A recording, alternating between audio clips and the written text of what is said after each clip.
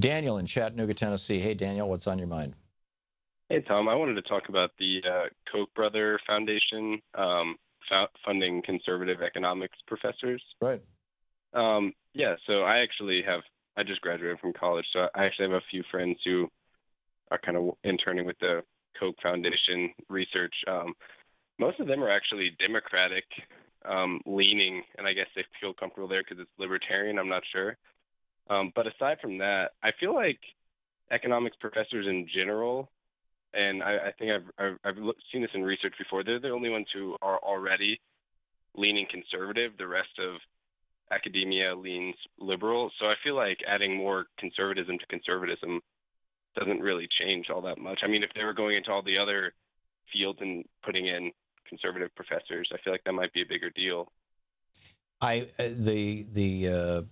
The research that I've seen, and it's been a while. We did a show on this a couple of years ago, but it was that economists as a whole, I don't know if it was economic professors, but economists as a whole tended to be more frequently people who were on the autism spectrum, particularly Asperger's syndrome, which is a situation in and of itself, or to be sociopaths, to lack the ability to empathize with other people.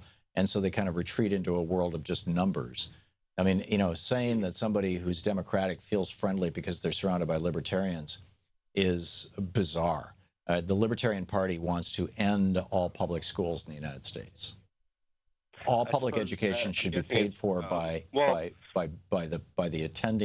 students who are attending. And if you can't afford to attend, tough luck, screw you. That's the official position. It has been since 1980.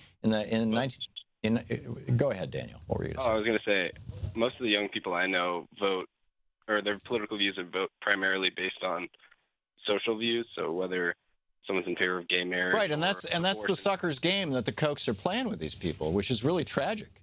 I suppose that's true. They go to the young people and they say, "Hey, we agree with you on all the social issues," and then they try to convince them on economic things. So I'm guessing that's why they feel comfortable, because if all your political views are primarily based on social things, then if someone agrees with you on that, you're probably not going to. This is the Libertarian Party's current political platform. Okay, if you go back to the 1981, which you can find on Bernie's website, they come right out and say state schools provide indoctrination and should be put to an end. Right, that's the one that David Koch ran for vice president on. Now it's more weasel words, right? But here's what they say about education.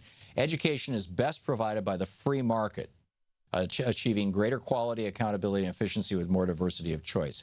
Recognizing that the education of children is a parental responsibility. In other words, it's not up to us. It's not the job of government to pay for education. Recognizing that the education of children is a parental responsibility, we would restore authority to parents. Now, we'd go back to the 18th and 19th centuries when there were no free schools. We would restore authority to parents to determine the education of their children without interference from government. Parents should have control of and responsibility for all funds expended for their children's education. In other words, you're on your own, buddy. I mean, that's just education. Social Security. Libertarians would phase out the current government-sponsored Social Security program and transition to a private voluntary system. Health care. Government should no longer be paying for anything, right? We favor a free market health care system, et cetera. It's labor, no more unions, no government protections for unions or government protections for employees. Employment and compensation agreements between private employees and employers are outside the scope of government. Bargaining should be free of government interference. But banksters, we favor free market banking with unrestricted competition among banks and depository institutions of all types. In other words, completely deregulate the banksters. Yes, they want to decriminalize pot. They don't want to legalize it, but they want to decriminalize it, and they want to decriminalize prostitution. But I'm sorry, getting laid and getting high is not enough to I think, make most rational people buy into an economic ideology that's fundamentally sick and twisted and, frankly, has never, ever successfully worked anywhere.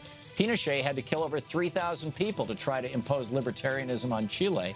And this is just evil stuff, in my opinion. Daniel, thank you for the call. We'll be back.